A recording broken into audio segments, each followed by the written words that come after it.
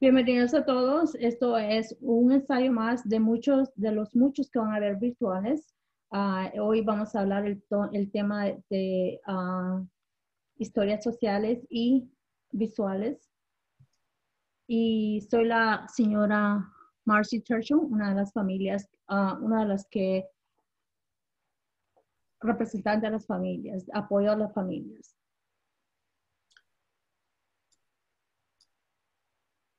All right, we just went over that it would be recorded. También va a ser toda la entrevista, va a ser grabada. We do have Spanish interpretation available tonight. Here are the instructions in English and Spanish to access the interpretation. And I'm going to go ahead and start that now. También vamos a tener intérpretes en español. Así es que vamos a repasar las instrucciones de cómo tener acceso a esas instrucciones, a esos intérpretes en español.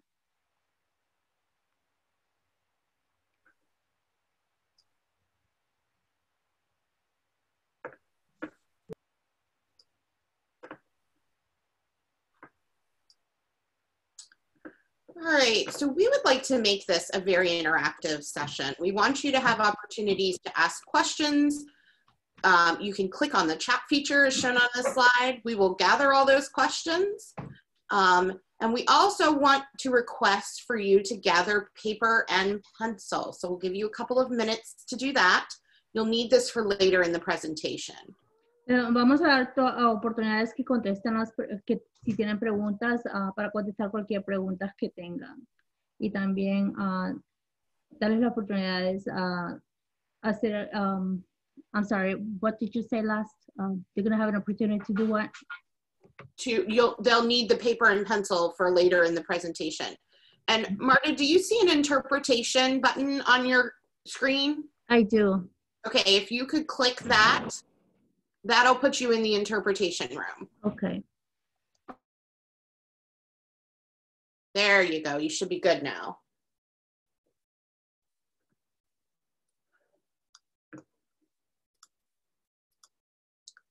So let's get started. We want to take steps to prepare us for this evening's presentation.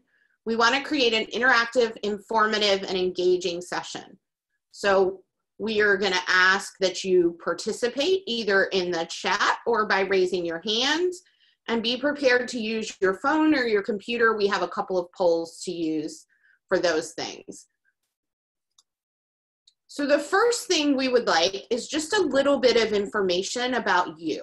So we're going to pop up a poll,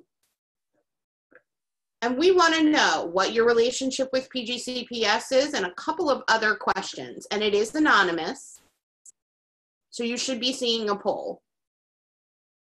And we'll give you about a minute, minute and a half to answer the questions.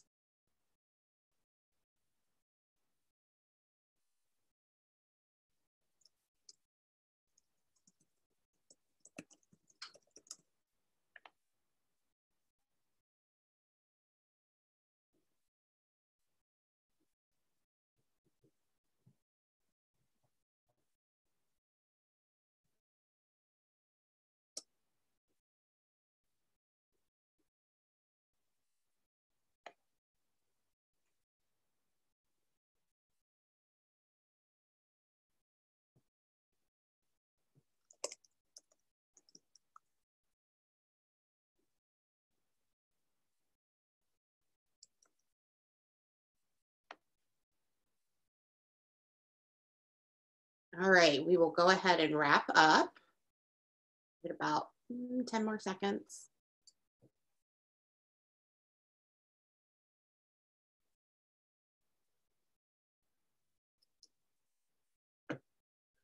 So it looks like we have a good mix of other PGCPS staff members, parents and guardians, and others. I'd like to introduce our team that's with us tonight. First, we have Dr. Beth Jayate, who is with the Family Support Center. Good evening, everyone. And then we have Ms. Yvette Young, who is our social worker in our Family Support Center. Good evening, everyone. And we have Jennifer Holloway, who is our instructional specialist for assistive technology and accessibility. Good evening. And we have Yvonne, I'm sorry, my brain just went blank. Yvonne Aline, who is a consultant with our autism program. Sorry, Yvonne. Oh, it's okay. Hi, everyone. And finally, we have Laura Siebold, who is one of our autism specialists. Hi, everybody. So just a little bit about what we plan to get out of tonight's presentation. Participants, you're going to be able to describe social narratives, social stories, and power cards. We want you to learn how to create and implement those social narratives and identify intentional and unintentional behaviors that students or people use to communicate, and learn how to effectively use core communication boards. And with that, I am going to turn it over to Ms. Yvette Young. Welcome again, everyone. We are excited to have this nice size audience and looking forward to great participation in tonight's presentation. So to get the fun started, we have another poll that we'd like you to participate in. Please put responses in the chat to the questions that you see on your screen. We want to know, who's heard about social stories and power cards anyway? Has anybody used social stories or power cards with their students or children? If so, what was it about? What did you use the story or the power card for? Let's take a couple of minutes, and we're appealing to people to put responses in the chat, please.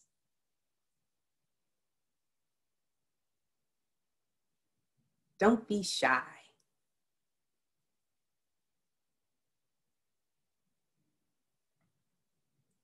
If you've never heard of social stories or power cards, put that in also. We won't tell.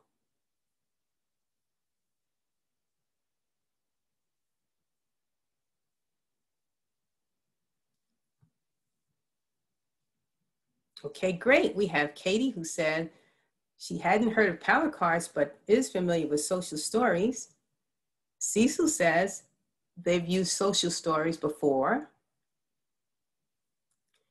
Kimberly uses social stories with her daughter. Wonderful.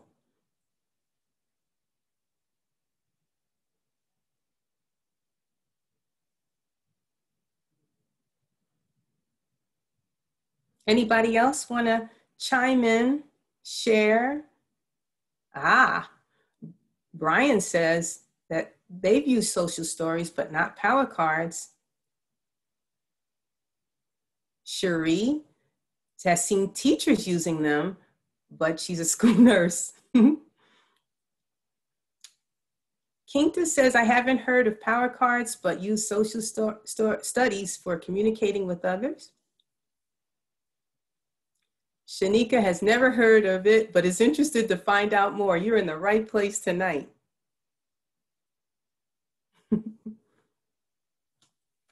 So this is going to be fun and exciting because for those of you who are familiar with social narratives or stories and power cards, you're going to be able to share your experiences, and for the others, you'll be able to learn something new. So let's get to it. What is a social narrative? This is a more formal definition of it. Social narratives are simple stories that visually represent social situations and appropriate social behaviors. It's used to help a child understand why a situation happened, with the idea of if a child or student understands why a situation happened, then he or she will change their behavior to meet what's expected.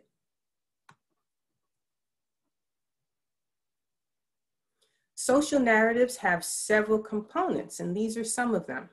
They're descriptive. The social narrative objectively defines the where of a situation, who is involved, what they're doing, and why. So for example, children brush their teeth 2 times a day to keep them healthy. So the who is the children, how often or frequency is 2 times a day, and why to keep them healthy. Social narratives can also help with perspective taking. So the narrative describes the reactions and the feelings of others in that given situation. So for example, my brother brushes his teeth. That helps the reader of the story get the idea, oh, that's what's expected. Narratives are also directive. They give an individual statement of the desired responses. So I will brush my teeth in the morning and at night. We're learning these strategies because they're research-based as being effective and helpful with helping students understand social situations. So social narratives are designed to be used in anticipation of an upcoming event. They're portable and adaptable to nearly any situation. And they're evidence-based. So studies were conducted at schools, homes, and community settings and demonstrate the effectiveness of their usage. But a word of caution, social stories may not be appropriate or effective for all children. So students with complex academic and communication support needs, direct social skills training, and differential reinforcements may be more effective tools for providing social and classroom instructions for those students. How can social narratives help us? They can help us with coping with challenging behaviors, working through behavioral expectations, and when there are difficulties with understanding spoken and unspoken social rules.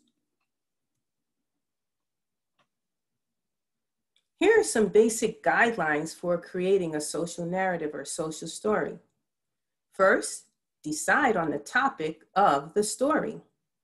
Base the features of the main character of the story on the child who is going to be the recipient of the story. So for example, your main character might want to have the same gender, the same physical features, and possibly the same interests as the child who's going to be reading that story or learning from that story. You want to associate stories with positive behaviors. Develop one story for each specific need for that child. So you might have one story for how to communicate properly with peers and adults, a different story for how to develop friendships with peers, and a different story for understanding proper steps for the wake-up routine.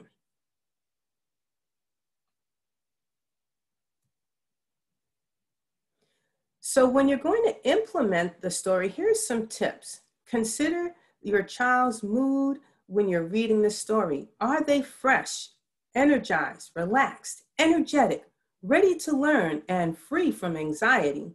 You want to make sure they're in the right frame of mind to participate in receiving in teaching from the story. Present the story about a certain behavior before asking the student or child to display it. Probably you'll need to read the story several times, so we need to have that expectation out there in advance. And you might ask the child to tell his or her own story. Telling the story in advance and will work better with helping that child remember the story and hopefully apply the behavior that is being described. Now I'll turn it over to Yvonne, who's going to share some examples. Thank you, Yvette. So we have a variety of samples of social stories. We'll just quickly look at a few of them. As we review those social stories, really look at the elements that Yvette had mentioned in terms of the descriptiveness of the stories. The stories objectively defines where the behavior should occur, who is involved, what they are doing, and why. The stories also describe the reactions and feelings of others in a given situation. They're also individualized for that child. So all these elements you're seeing in these social stories. We're going to show you another social story that has a video component to it.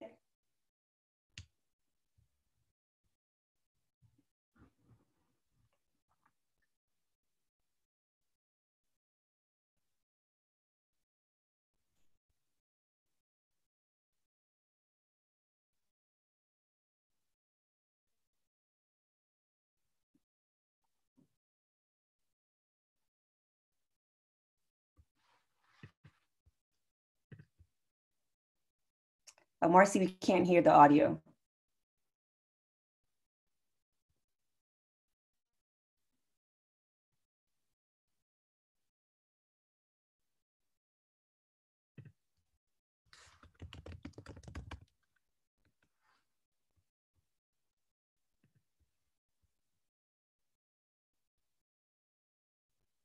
I can move from the yellow zone to the green zone.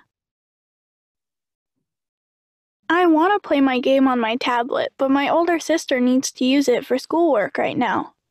I am feeling frustrated.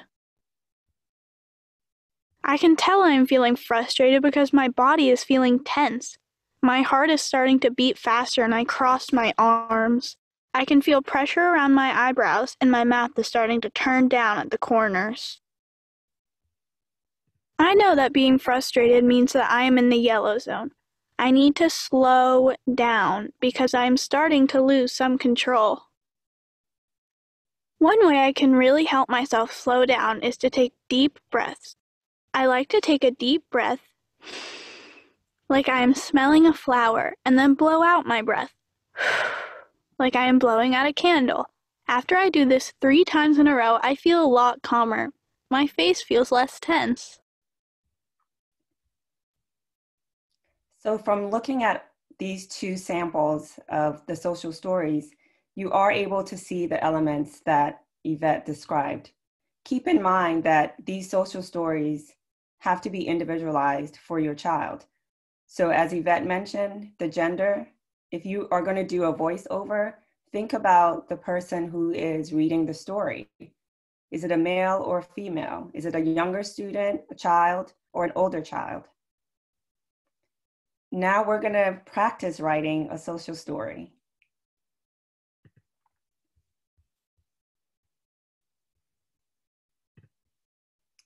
We're going to take a time and using your device, join polev.com or text 37607. Sorry, text ATCHX to 37607.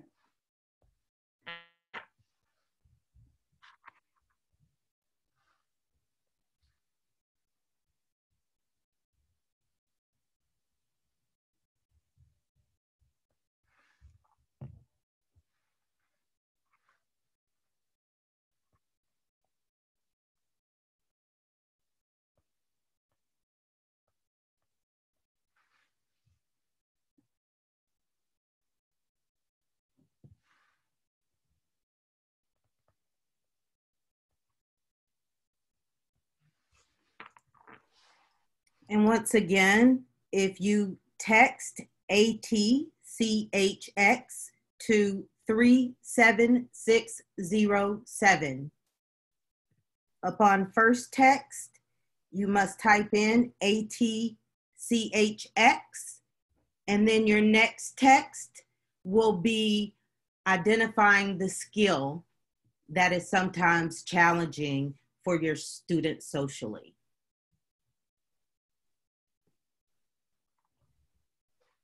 So we're getting some responses that are changes, scheduling. So as we get responses, the response that most of you are putting in are going to get larger. And so far, it looks like schedule changes is a big one for a lot of families.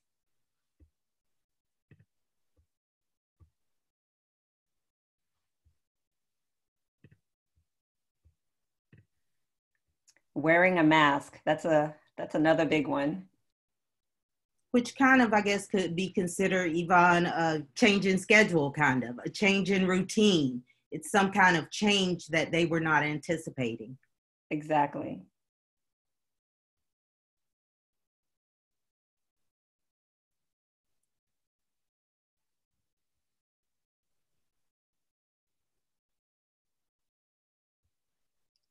Okay, it looks like we have enough information to go ahead and begin our activity. Thank you. So we're gonna pick one, which is the schedule or a change in the schedule. We definitely want everyone to actively participate in this activity. We're gonna be writing the social story from beginning to end. So we're gonna start with a title. What should be our title if the behavior that we want to change or strengthen is tolerating change in schedule? What would be a nice title for an individual to start with? You can type your responses in the chat, or I think we can unmute ourselves if you want to say it out loud. Yes, everyone should have the ability to unmute themselves.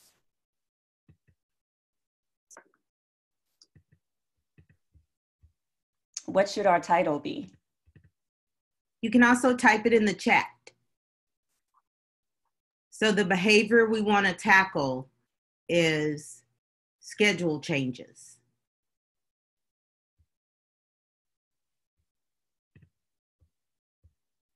So let's even start with maybe a sentence starter. I can, okay, so when something is different. Okay. Okay. That's good. Something is different, something changed, something is new. Mm-hmm.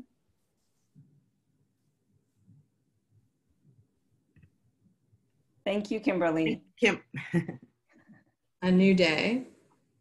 So I would say you want to be a little bit more specific than just a different day. You want to focus in a little bit more on that something is changing, because that's focusing what your story is going to be about. Other titles could be when my schedules change, a change in my day, a change in my week. When I have to go to grandma's house. Yeah. Yes.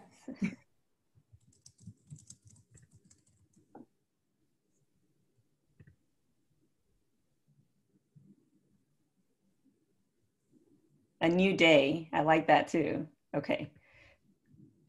So we'll start with our first sentence. So keeping in mind, the first sentence has to be descriptive, a factual sentence. What would be our first initial sentence for this story? For example, I ride a bus to school. That's a factual statement and it's descriptive. What would be our first sentence? So Cecil suggested change is hard, but we can do it. And I think that might have been a title suggestion because everything is capitalized. I like that too. No, Mr. Lovelock, it's not a back to school night. It's a family support center meeting.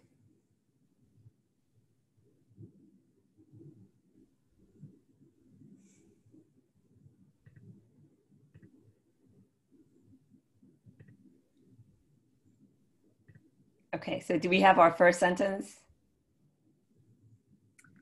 I'm thinking that first sentence could be something like Laura said, we can start with I can, or I do. My schedule is 8 to 5 every day. Would that something like that work? Yeah, or it could be something really simple as I follow a schedule at home. Mm-hmm. Like every day I have to follow a schedule. What's the audience thinking?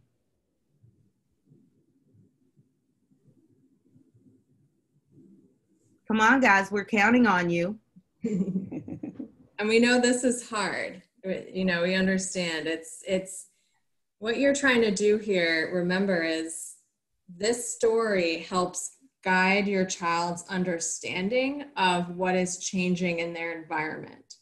So when you write these kinds of social narratives, you're looking at okay, the issue I'm having is that my child has a really hard time with change or something being different. So first you want to fact-based recognize something that's going on, right? Like, so every day I follow a schedule. Every day I get on the bus to go to school. Sometimes my day looks different. Like, any of those things kind of will get you going, and start capturing kind of the environment of the story, if you will. I have a regular schedule every day. Yeah, I think that's perfect. Every day I have to go to school on the computer. Yes. Every day, maybe every day at school. Are we going to focus at school, or do we want to leave it kind of open-ended? Yeah, we can, since we're all home, let's make our story based on that home schedule change. Okay. I have a regular schedule every day at home. Okay. Great. So now we're going to go to our second sentence, which is perspective sentence. So an example would be, sometimes I get upset when I ride the bus. So what would be a perspective sentence for this?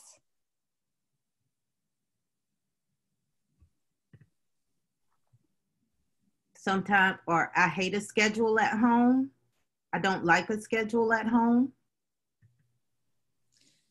It would be more if something's changing. And I see that Miss Boast over here added in, I eat lunch every day at 12. And I actually wanted to add that in for our factual sentence as well, if we can. I have a regular schedule every day at home. I eat lunch every day at 12. So now we have something very, very specific. For perspective, think about if that were to shift. If lunch all of a sudden became at 1, what's going on with your child? That perspective could be, if I don't have lunch at 12, my stomach is hungry, or I get really frustrated. Like, I want to have my lunch at 12 because it makes me happy. You know, you're kind of reflecting. I get upset when I have to eat lunch late. Yeah. I think we can use that. What do you think, Yvonne? Yeah, that's a great perspective sentence. Mm-hmm. Yep, if I don't eat lunch at 12, I get angry. Yes. I get really mad when I don't eat on time. Perfect. You guys are getting the hang of it. Yay! I can't focus when I eat lunch late. Yes. Any of those would be fantastic. I stopped paying attention because it's my lunchtime. Yes. It's a great perspective on what is going on. And it's almost an acknowledgement that this is a change. It's difficult for you. We're going to address how we can cope with that change. Right. And you can add, Marcy, if we can add, I get upset when I have to eat lunch late and I stop paying attention. It kind of combines some of the things that you're putting in there. So next up, we have our cooperative sentence. So an example of a cooperative sentence would be, when I get upset, the bus aide can help me calm down. So that's showing how you can kind of move through this. We get upset, and we stop paying attention, but what can we do?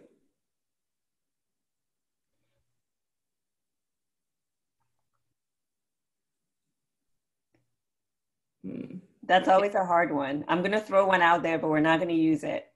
When my schedule changes, I feel frustrated and upset. Change is different, but change is okay.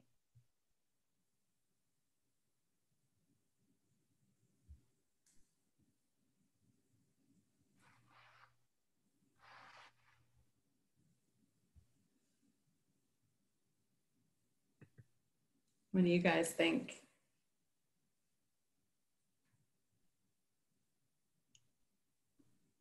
Yeah.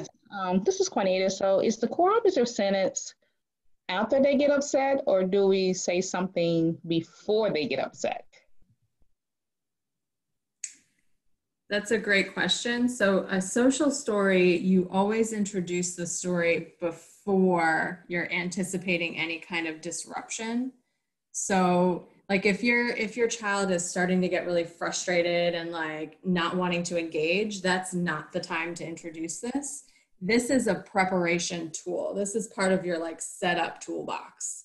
You know, for my day, I've got my schedule, we've got our plan, things are set up, and we're going to read our social story because I know that lunch today is going to be at 1 instead of 12, and I'm anticipating that we might have an issue. There are times too that once your child or the student has calmed down and they're in a ready to learn state, then you can pull out the social story to review with them. So that's another time that you can pull out your social story. So could something be like the cooperative story, but today I have speech therapy at 12, so I would eat at 12:30.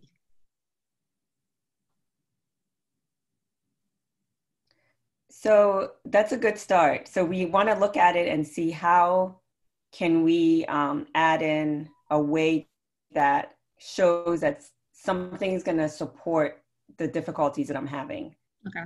Right. So when my schedule changes, I will ask my mom to explain to me. Or when my schedule changes, I will ask my teacher to help me finish whatever the task is. So it's almost identifying that there is a change in the schedule, but what's going to help me get through that change. Right. And if you want to use the kind of the speech therapy example, like, you know, I check my schedule when I have speech therapy, you know, like those kinds of things will come into the social story so that you have the coping mechanism and the identified behavior that you want to target. So that the child is like reading it and saying, okay, so we're setting them up here. Like I have a regular schedule every day. Yes. I eat lunch every day. Yes. These are all things that they know. I get upset when I have to eat lunch late. Yes, I do. I stop paying attention.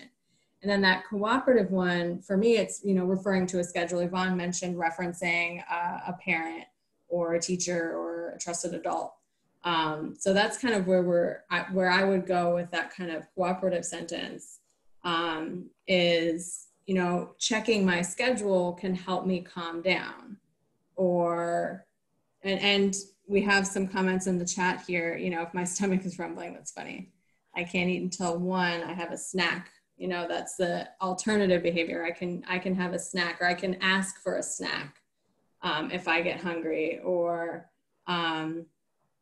checking my schedule helps remind me that my lunch is a little bit later today. Yep. So we can probably combine Kimberly's and Cecil's. So when lunch is late and my stomach is rumbling, I can ask mom to help me get back on schedule. Yeah.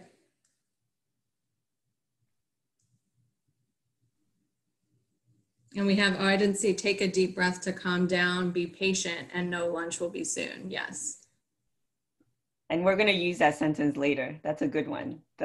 Take a deep breath and calm down.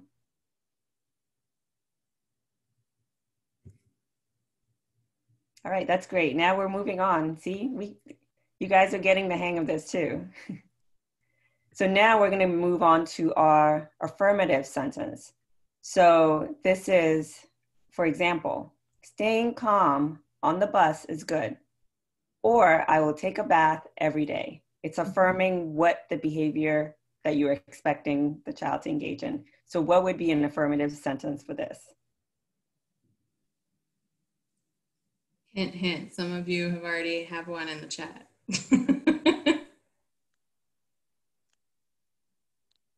Yeah, I like Katie. When I have to eat lunch late, I can take a deep breath to calm down. Yeah, I think that's our it. That's our affirmative.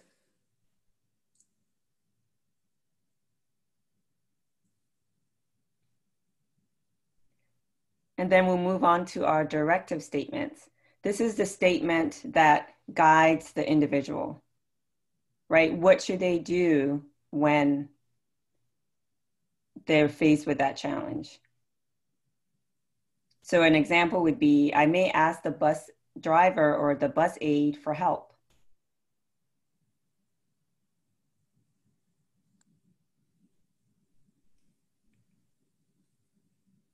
If I listen, change will be easier.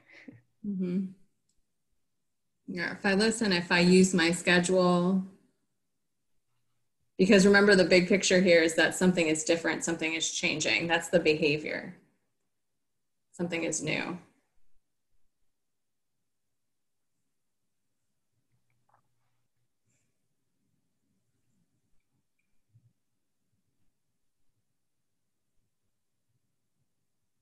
The I can take a deep breath could also serve as a directive statement. Yeah. Right. And I'm also looking, I feel better when I know what to do next. Like I like that one as well, almost as a control sentence. Yeah. I think that can be our closure. Also, I can have a snack. It's giving them, yeah. Right? I can have a snack and wait for lunch if the issue is that lunchtime has changed because our students are doing assessments and it's at a different time versus the time that they typically get their lunch break. Yeah. And the control sentence is often written from the child's perspective. So, for example, if I get upset, I can listen to my music. I need to brush my teeth after each meal to keep my teeth healthy.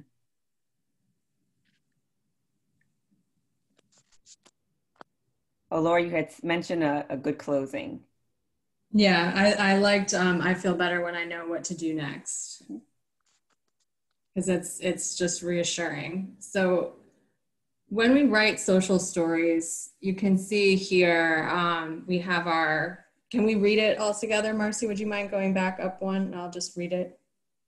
So I have a regular schedule every day at home. I eat lunch every day at 12. I get upset when I have to eat lunch late and I stop paying attention. When lunch is late and my stomach is rumbling, I can ask mom to help me get back on schedule. When I have to eat lunch late, I can take a deep breath to calm down. I can have a snack and wait for lunch. I feel better when I know what to do next. So in that social story, we really focused on what we wanted to see from the child, right? That is the big takeaway from social narratives. You're looking at what you want to see, providing strategies and supports for them to get there. Yes, it is a great story. Good job, guys. You can make social stories longer. You can make them shorter. There's no kind of like, we gave you the sentence formatting, but no one's going to fault you if you end up doing a 3 to 4 sentence social story. Okay, as long as you are focusing in on, I really want the behavior to be this. And you're writing it again from the child's perspective, like they're reading it as it's their own story.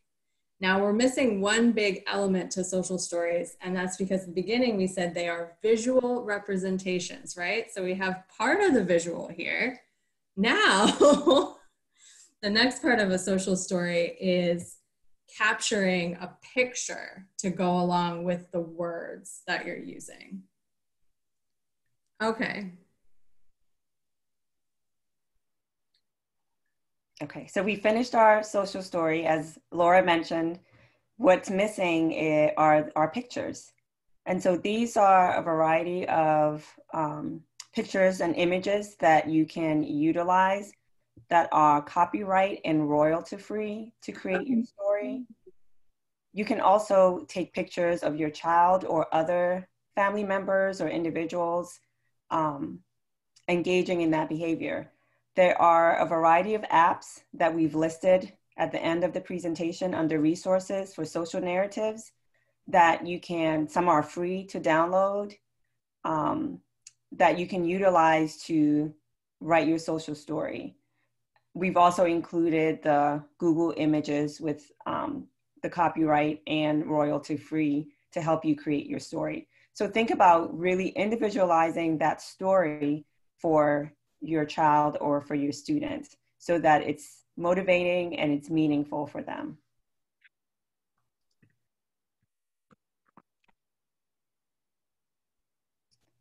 So we're going to switch gears a little bit, and we're going to talk about power cards. But before we get started, in the chat, can you write down some of your child's special interests or your student's special interests? Do they like certain characters or certain shows? Do they have a special interest? The Ravens, Minecraft, vehicles, baseball and football. That's great. Vehicles. I was waiting for my trains and vehicles to come up. Trains. Yes. Yeah. Thank you. Space. That's wonderful.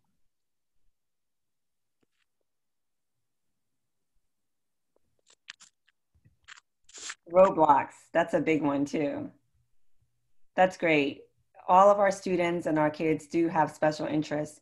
So being aware of that and knowing that they do have those special interests is going to be helpful when we start talking about power cards. So let's get started. Power cards are one of the social narratives that many people have not heard about or seen it being utilized. Power cards, just as the social stories, are used when an individual is having challenges, such as we talked about changes in routine, or increasing their skills in terms of behavior expectations, social skills expectations. It's typically used along with a social story. So once you've developed your social story, you can actually create a power card. Power cards are short. They're used to show what an individual should be doing and not what they should not be doing. So it's phrased in a positive way. It's also used when an individual has a well-developed area of interest. Hence the reason why we did that poll. What are your child or students' special interests? Superheroes, firefighters, vehicles, trains. And the reason behind that is we want to make sure that as our student or our children are reading those stories, it's motivating for them. It increases their motivation to engage in whatever that behavior that we're saying their superhero or their special interest engages in. First, we want to choose a behavior or a skill that we want to teach or strengthen, just as we did with the social stories. You want to use the child's special interests to choose characters or items to include in a story. Again, that motivation is very important. The use of visuals, again, create a card that shows a picture of the child's special interests. Typically, a power card is about the size of a large index card or half of a sheet of paper to make it portable so that the child can have it with him or her as they transition through their day. As with our social stories, there are some tips in creating your power cards. You want to write 1 or 2 sentences about the character engaging in that positive behavior that you want to change or strengthen. 1 to 2 sentences about why it's important for your child or for your student to engage in that positive behavior. Then we'll include a brief 3 to 5 step strategy outlining what the character did to problem solve or the behaviors that they engaged in to be successful. And then at the end, we're going to include 1 to 2 sentences of encouragement for the child to engage in that positive behavior. These are some tips when you're creating your power cards. Just as the social story, go over the power card before the skill or the behavior is needed. You want to make sure that your child is ready. Role play. Role playing allows your child or the student to make connections to real situations. Our goal is for them to display these appropriate behaviors in real life settings. Just as social stories and power cards, as your child or your student becomes more independent with displaying the behavior, you may not need it as often as you did in the beginning. The goal is for your child to independently, or with as minimal supports as possible, to engage in that behavior without the use of that visual or that script. Always remember to provide positive feedback. That's really important. Providing that positive feedback allows the child, it increases motivation, and it encourages your child or your student to continue to engage in that behavior. So we've talked about power cards. We're going to show you all 3 examples of the power cards. This is a power card about Black Panther. And this is about accepting mistakes. And so as you can see from this power card, there are only 5 sentences.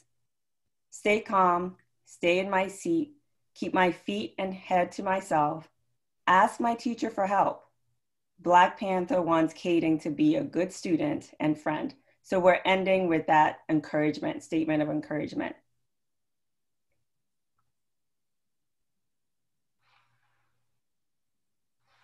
Another one that is encouraging the student to take breaks to stay calm, right? It's only 3 sentences. And at the end, it's showing the child or the student what they should be doing. Ask the teacher to take a break or a walk. And it's actually giving the child the language, what they should say to the teacher. Can I take a break? Can I take a walk?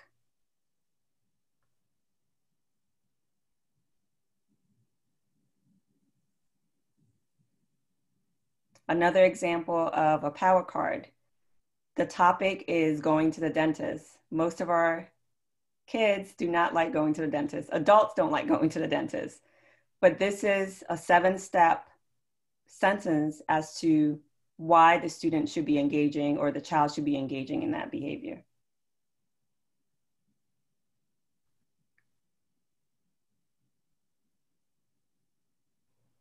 And as you can see from this one, it's written more for a younger child.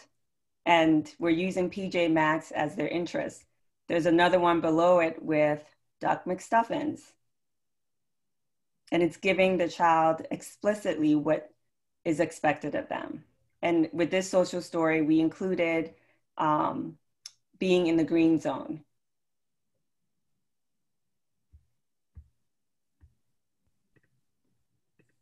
And just another comment on power cards, you could see that one of Yvonne's examples was talking about Spider-Man having great teeth. So it's important that it doesn't have to literally be what the desired character is all about or does. It's just what you want the child to do, and you're motivating them given their specific area of interest. Like I had a student who really was reluctant to try new foods, and we did a power card with George Washington loving different and new foods because the student really, really liked George Washington.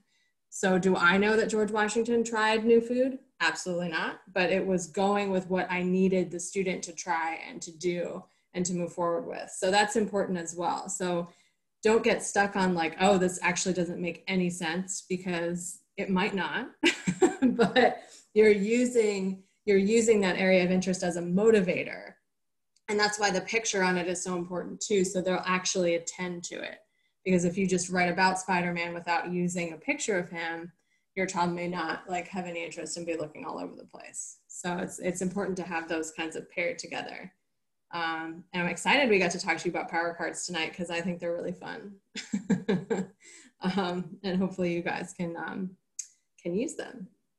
So kind of as we kind of transition out of social narratives and into communication, we kind of just want to end up with saying that change is challenging for our students. And I'm sure you've seen this kind of reluctance that we have visualized here, like our students frowning, looking away, like this is not going to work. I'm not a participant in this at all. And these strategies of social stories and power cards are really providing a context of motivation and showing the child what they can be doing. So first we want to accept that this is hard.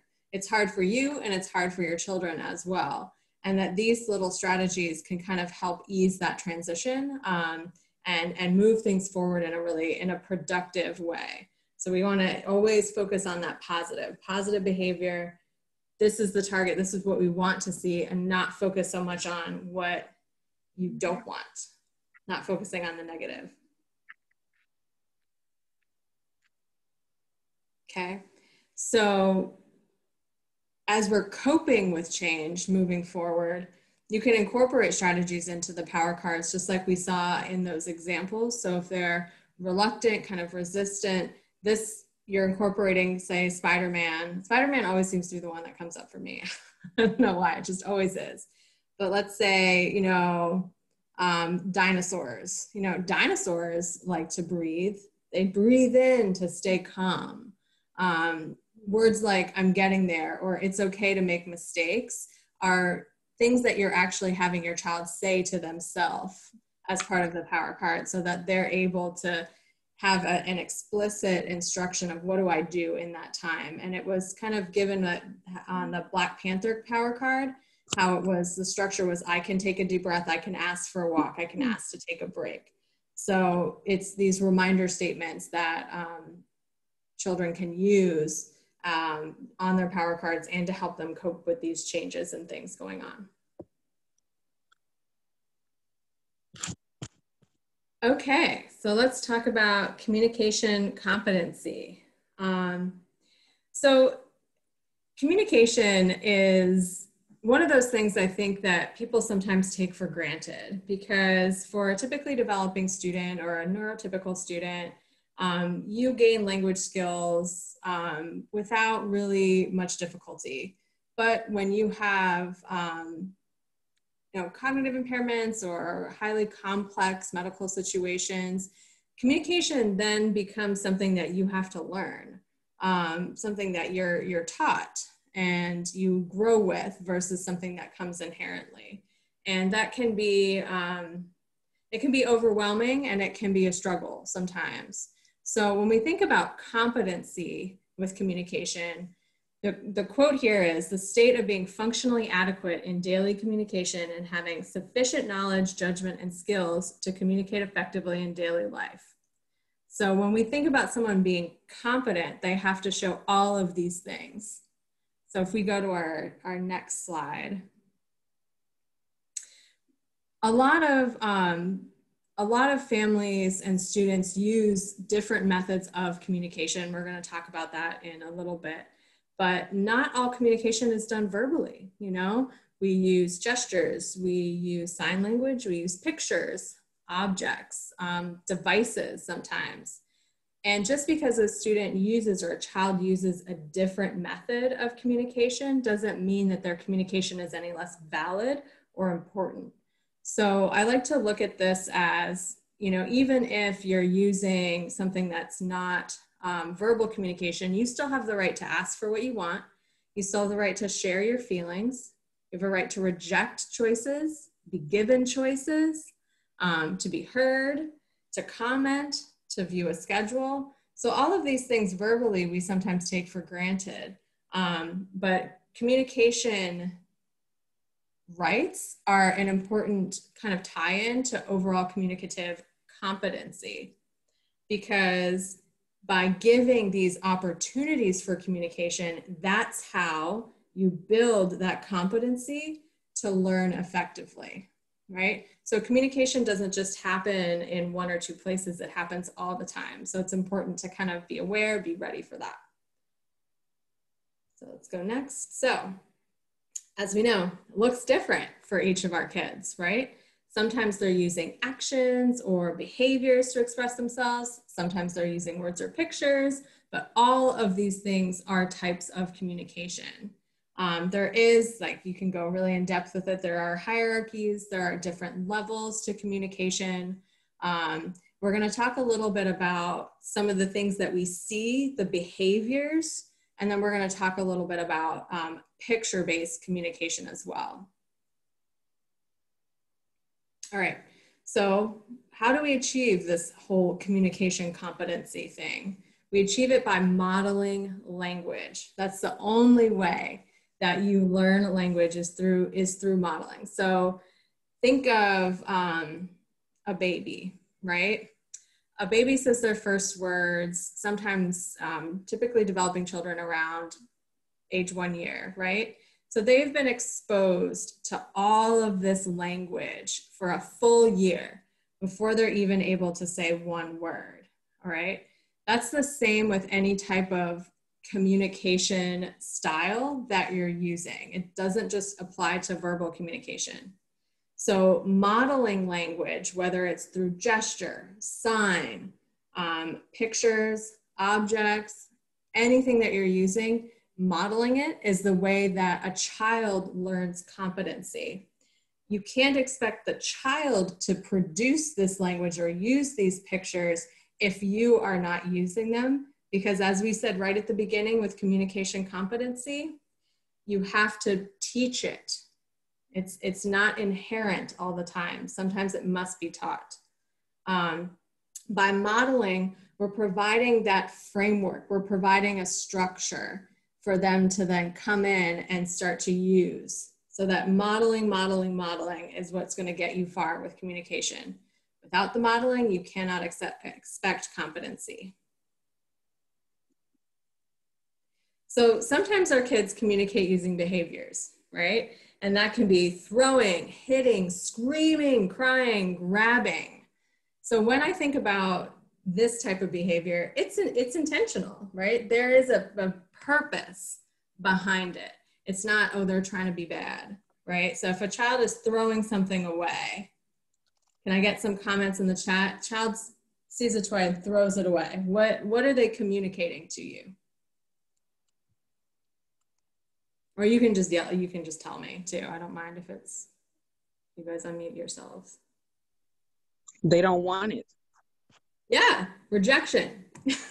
They're not interested, okay? Doesn't want it or wants something else, right? So that behavior, frustration, could be emotions, very good.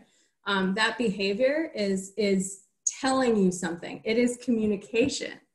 Now, for these kinds of behaviors, it's not necessarily socially acceptable to go around knocking stuff out of people's hands or grabbing or screaming, things like that. We don't consider them conventional. They're unconventional behaviors. So some of the things we can start doing, if you've got someone that's throwing something or is just snatching stuff out of your hand, modeling the conventional gesture, which would be holding out your hand for wanting something. Oh, you want something, and showing them by doing, oh, you want it? We're putting it in my hand. And that's how you show that you actually want something. Or if you're rejecting something, you can push it away. That's considered conventional, socially acceptable, not throwing it away. There's a difference between moving something away and actually throwing it away. So modeling the gesture that you want along with your verbal language. And if you're using picture object communication, you tie it in with the core words that Jennifer is going to talk about in a little bit. So the idea here is this is giving you a clear indication of something. This behavior is being used to communicate. Your role is the model. What do I want to see? What do I want to hear? Because you're building their communication competency. So next slide. Some of our other gestures: pointing, holding out a hand, reaching for something, looking at something, or pushing an item away, we talked about, okay? So this is where you're getting into what's called more conventional behaviors. These are socially acceptable means of communication. You can point at something and they're understanding that you're referring, like I'm pointing at nothing over here at my house, but you know, oh, I'm pointing to a pencil. I'm referring to that pencil. It's understandable. It's appropriate communication. Now, if we're trying to build up from gesture, we start bringing in our verbal language models and our picture models. So if you're pointing, again, we can use that picture reference for a word want. If we're holding out our hand, again, that word want, or show me, or maybe pointing is look, we can have a visual of look. That's how we start tying in those, what I would call concrete gestures, and where you're touching something real and pointing at something real, and you start moving more into the abstract or symbolic language, where you're starting with pictures and objects and verbal communication. Okay, so pairing it with your language. Oh, I see you want your crayon. You're scaffolding up and modeling it. Okay, so I feel like we would be remiss to talk about some of these behaviors without talking about social emotional language, just as a quick tie-in. So a lot of students struggle with this idea of emotional language and their feelings. They don't have the language to express that they're frustrated or they're angry, so they show a behavior. It could be throwing. Like I said, you want to model a more conventional gesture. However, you can also acknowledge the feeling. Oh, I see you're frustrated right now. I see you're upset. Okay, you're telling them what you see. You can also use a picture. Oh, I see you're frustrated. If you have a picture card for, frowny face, frustrated face. You're giving them a communicative representative of what they're feeling. Because imagine if you could never share with someone your feelings. Like if you were really mad, you had this anger, but you didn't have a word for it. That would be very frustrating. So you want to give them that outlet. If you could go to the next slide. Right, so you're modeling that emotional language. It helps put their words to feelings. And so children learn how to express themselves. You're crying, you're frowning right now, you're upset. You're identifying some of the behaviors, crying and frowning, and tying it with an emotion. And then you want to have access to activities to return that child to their kind of calmer state, which we would call coping strategies. Okay, we talked a little bit about coping strategies above. Recognizing things that help your child kind of regulate and calm down when they're in that more emotional state. And I just wanted people to remember that emotions are not bad. So if your child is having a meltdown, or they're tantruming, or they're really upset or angry, those aren't bad feelings. They're just feelings. So recognizing them and saying, okay, I see you're frustrated right now.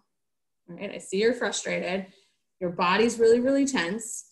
I'm going to go and get our iPad. I'm going to get our iPad and we're going to listen to some music. We're going to put our headphones in for a second. This is a great opportunity to tie back into our social story, right? Maybe we've read our social story before this happened and we have our coping strategies ready to go. And then from there, excuse me, I'm losing my voice a little bit. Then from there, you're identifying how that student can kind of come back and rejoin their calm state, okay? So that social emotional language modeling is really, really important. Next. All right, so then as we move away from our behaviors and we are transitioning more into words, pictures, or objects, it is a really big step. It's a leap to go into it's called symbolic language. It's different. So children may need help making those kinds of connections between an actual object and a picture. So what I have here in the slide, you can see that objects are physically paired with pictures on an index card, so that you're making a connection between the more abstract picture and the actual physical object, so that we're building that communication knowledge. So when I talk about outside, I'm talking about these object and this picture. Eventually you wean off the object, right? And you start moving into the picture only.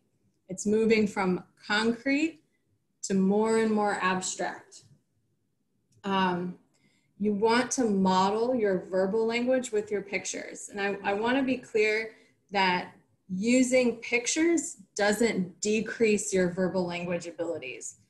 Language competency, it builds each other. So whether you're working on building gestures, nonverbals, objects, picture communication cards, all of those things are helping build language overall for a child. It all helps with that competency. Oh, thank you. Awesome, good. So I can't remember if this is my slide or Jennifer's slide. It's mine. Okay. Laura. Well, it's been fun, guys. Thank you for listening to me talk about communication. So now what you're seeing is a Core 50 board, and it's made of core words. And core words are a very small number of words, but they actually comprise 80% of normal conversation. And so this is a sample board, and you guys will be able to download a board for your use at home. But let me go ahead and I got a disclaimer because it does not have to be in color. So don't think that this has to be in color. It's just the example that it's in color. And it's in color because certain colors represent certain types of words, adverbs, and things like that. But it does not have to be in color. Next slide.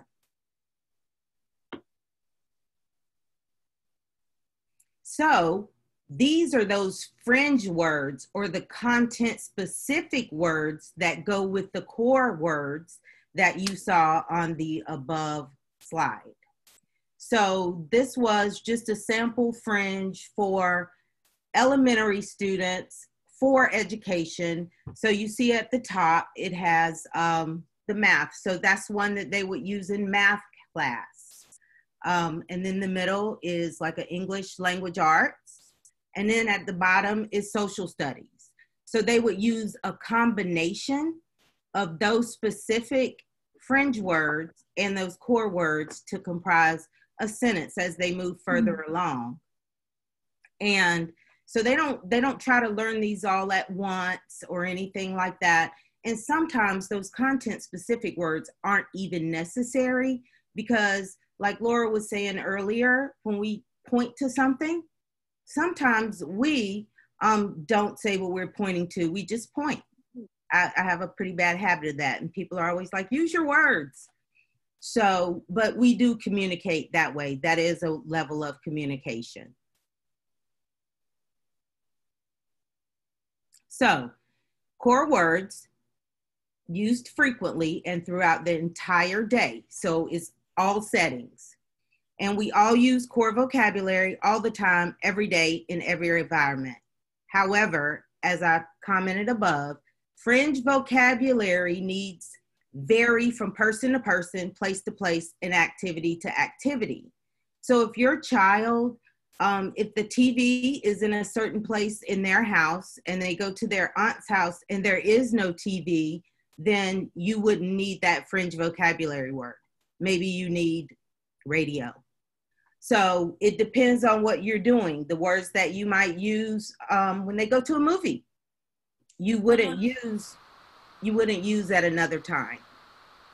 And core vocabulary words are the building blocks of conversation.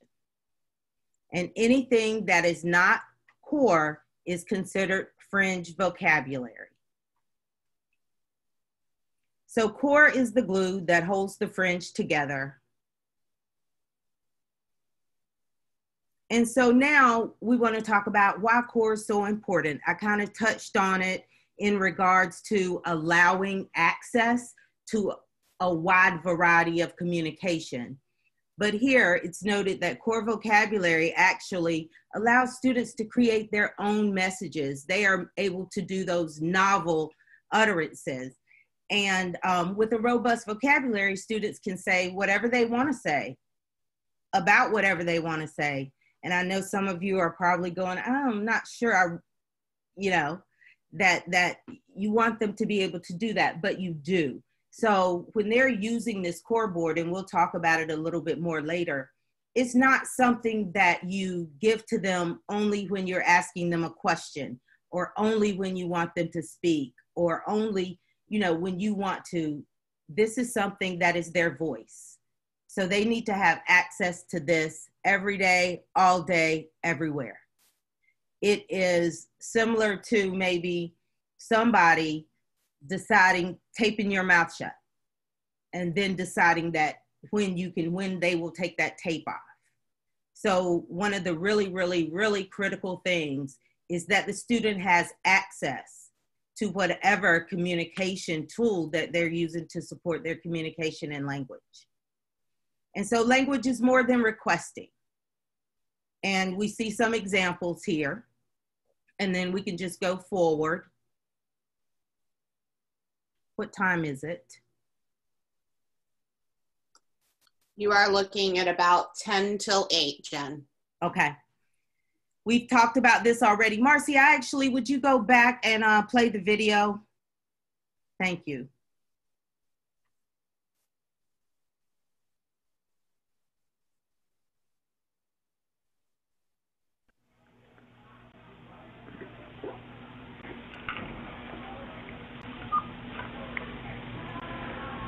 Hi.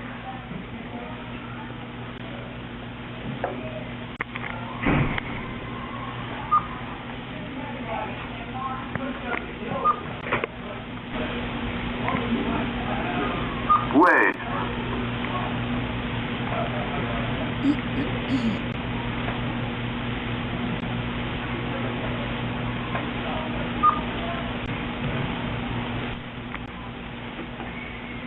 More. I wait more. Well, John, you've told me quite a story. Why don't you hit speak display so everybody can hear the whole story? Thank you. It was time to eat. I wait and wait. No one there. No one comes. I afraid no one here will help me eat. I wait more. He come and say to me, you don't tell. He beg and read. He go away. I wait more. Well, I'm glad you could tell me about it. Is there something you need me to do to fix it? You can take care of it yourself. Excellent. So how valuable was it that John had learned to communicate in that way, to be able to let a trusted adult and adults around him know what was happening to him?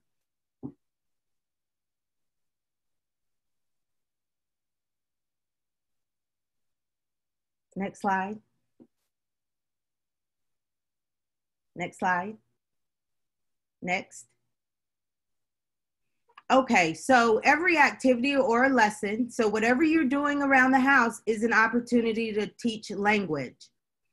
And you teach the content, so you do expose the student to those content words, those fringe words that I spoke about, but then they use their core vocabulary board or words to explain the content and to talk about the content. And then, we use core to explain and talk about the content. And when you're modeling the core board, you don't have to point to every single word in the sentence that you're saying. You may just point to one word that you've chosen that you're going to work on with your child for that week. And so then students are able to use core to talk about the content and to ask and answer questions. And we talked about that. You guys can review that later. I really want to get to the video that we have that talks about Josie and what it takes for her to model. Thank you.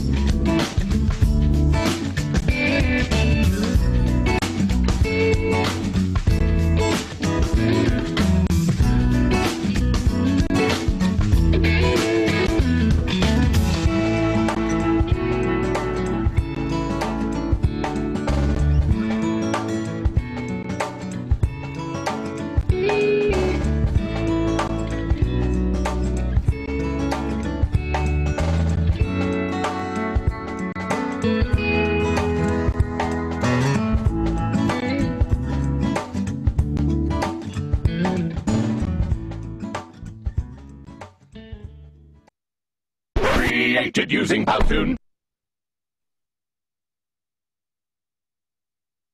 So that kind of drives home the point of modeling and doing it regardless of the response that you're getting. Just keep modeling and keep modeling and keep growing their language through the use of core vocabulary.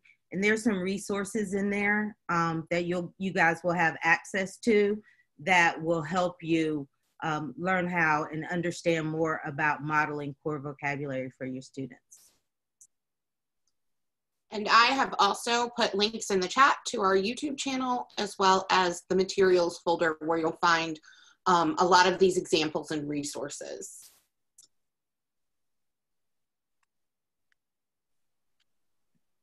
So this is just a quick reference slide to where we have found a lot of our materials and a lot of the research. And some more resources. And now we want to take some time for some questions from you. So we know we're hitting right up against about 5 till 8. And these are our presenters that we introduced you to at the beginning of the presentation, but we want to take some questions from you.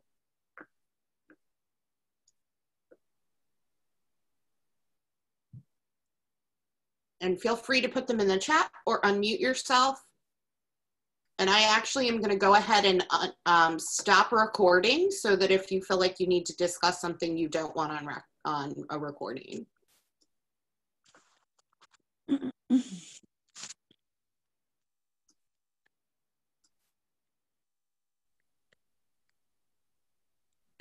Not all at once.